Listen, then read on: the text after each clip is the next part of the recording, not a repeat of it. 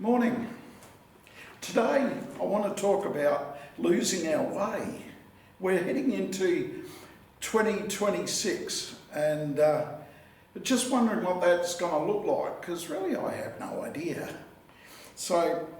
But we know Jesus is the way. So there's a text in the Bible and it talks about, and it goes like that. Thomas said to him, "Lord, we don't know where you are going, so how can we know the way?" Jesus answered, "I am the way, the truth, and the life. No one comes to the Father except through me.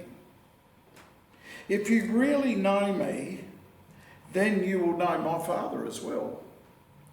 From now on, you know him, and you have seen him." Philip said, "Show us the Father, and that will be enough for us." Jesus answered, "Don't you know me, Philip? Even after I've been among you for such a long time, anyone who has seen me has seen the Father.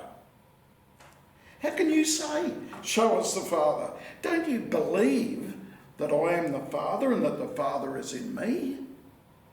The words I say to you, I do not speak on my own authority. Rather, it is the Father living in me who is doing his work. Believe me when I say that I am in the Father and the Father is in me. At least believe on the evidence of the works themselves. Very truly I tell you, whoever believes in me will do the works that I am doing. They will do even greater things than these, because I'm going to the Father. And I will do whatever you ask in my name, so that the Father may be glorified in the Son. You may ask me for anything in my name, and I will do it." That's amazing, isn't it, that text? But I can understand poor old Thomas though. It is really hard to get where you're going if you don't know how to get there. Imagine holding up a road map in front of you, right? You know where you are, you can see that by the road map where you are, but what's good as a road map if you have no idea where your destination is? Oh, these days we use the phone. You don't use a road map much anymore. And with all its amazing technology, you find you're no better off really. When you don't know what to put in as your destination, it's not going to help. What is the good or value of travelling along the journey of life and have no idea where you're going to end up? It's like jumping in a taxi, and when they ask what your destination is, you say, "Oh, I don't know." Why would you even hop in a taxi in the first place? Why would you bother to travel the journey of life if you don't know where you're going? It is simply a matter of, I'll just see where I'm going to end up. I'm sorry to tell you this, but the destination of anyone on the journey of life is going to end up dead. Not very encouraging for 2026, is it? But it is the truth. Because we're all going to, we're pretty much all dead already when you think about it. We're just grimly hanging on until our hearts give out or something. And that's it. Dead as a doornail. Kicked the bucket. Fallen off the perch. Oh, look, I won't joke, but we're talking a very serious subject here. We're all dying. There's nothing any of us can do about it. All our, money and our great possessions and that can't help. None of the doctors or the surgeons can help. Oh, they maybe prolong it a bit and make it a bit less painful, but none of us here have any hope at all. And like Thomas, we have no idea where we're going. The only hope any of us have is that God can save our souls and take us to heaven. Civilizations for centuries have always had some sort of belief in a God or higher power. But we don't know that God. I don't know that God. Or even where they are. Or where he is. This is Thomas. And if we're all to be honest, we would all think the same.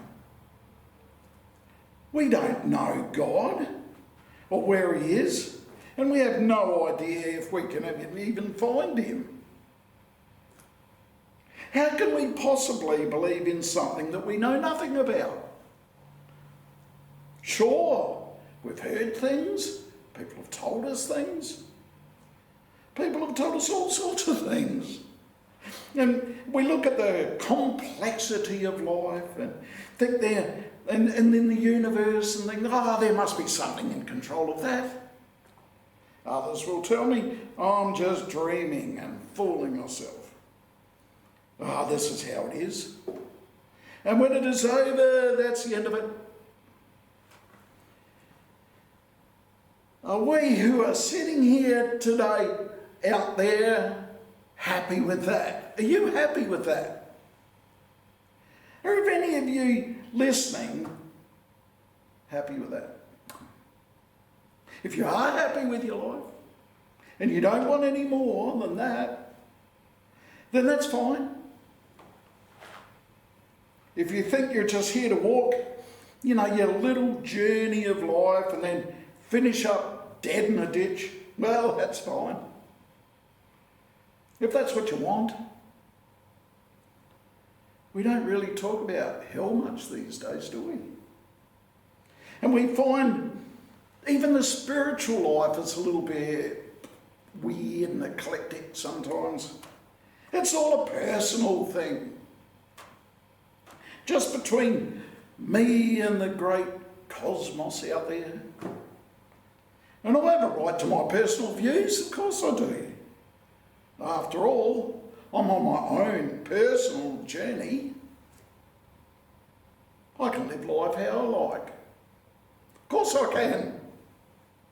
We live in a free country and you can't tell me what to do. I hope you're happy, because that is really the only reward this life has got to offer. If you're not happy, then you're sad. And there's really not much fun in that. But, the big but, Jesus has now made an entrance into our lives. We've just had Christmas, so you can't miss it. You can't say that Jesus is not real, or he's simply a figment of someone's imagination. Jesus was a real person. Other people actually saw him, touched him, talked to him. Today we hear the conversation between Thomas, who wants to understand who God is, and Jesus already knows who God is. I am the way, the truth and the life. There's no other way of knowing who God is. Not only that, but he said something quite extraordinary. You have now seen him and you know him. You said, if you know me, and you will also know the Father, not just simply as an example of who the Father is, but you've actually seen him with your own eyes. Remember in the Old Testament, Ezekiel 23, verse 20, but he said, you cannot see my face, for no one can see me and live. Now, Jesus is telling his disciples that they can see God in him. Now they even know him. The Father lives in Jesus, and now Jesus lives in us. He promised he would always be with us. Jesus is the one who shows us the way. The only way. There's no other way. What more out of living than dying in a ditch? Simply follow Jesus. not reluctantly following from a distance, not tentatively keeping in sight. How many people do I know that do that? What Jesus is saying is that on the journey of life, Jesus leads from the inside, not out in front, inside. Jesus is accepted into our hearts, and our old life is dying, and our new spiritual life is growing. We don't follow Jesus as an observer, and we don't walk in his footsteps because he's already been there and done that. We walk our own paths, growing more like Jesus as we go, leaving the old ways behind and learning and growing into what Jesus wants us to be. But we still live in our human bodies, don't we? Oh. And we're not yet perfect. So that's why we need forgiveness. And we need to forgive others. If you find a person who can't forgive and holds on to things, well, then you know they're a long way down the track. You can see Jesus in people by the way they forgive. Those who are judgmental and unforgiving have probably never even met Jesus. And even if they had, they are standing a long way down that path watching. The way of Jesus is mercy and forgiveness. And we are called also to be merciful and forgiving. This is not something that comes naturally to us, I know. And we have to learn and practice it every single minute of every single day. It's an ongoing process. For that, we need encouragement and guidance from a strong faith community. We need others of faith to keep us accountable and growing in our own faith. Some have told me they can do it for themselves. You know, watching preachers on TV, reading books, etc. Oh, there's lots of stuff these days. You don't need church. But I say, they're all standing back watching. There's a reason we have a faith community. There is a reason Jesus is the head of the church. We are not individuals with an individual Jesus going to an individual heaven. Hebrews chapter 10 clearly tells us in verse 24, 25, and let us consider how we may spur one another along toward love and good deeds, not giving up meeting together, as some are in the habit of doing, but encouraging one another, and all the more as you see the day approaching. Reading that verse was amazing to discover that the early church has the same problems we have today. People don't think they need other people. Looking around me, I see the day approaching, and I see so many individuals standing on that path just watching. There are lots of warning signs in the Bible about that. Sitting on the fence, neither hot nor cold, lukewarm. I will finish with this one thing for us to all to consider.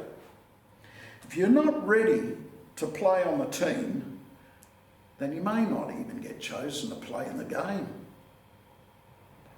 Thank you, and have a great 2026.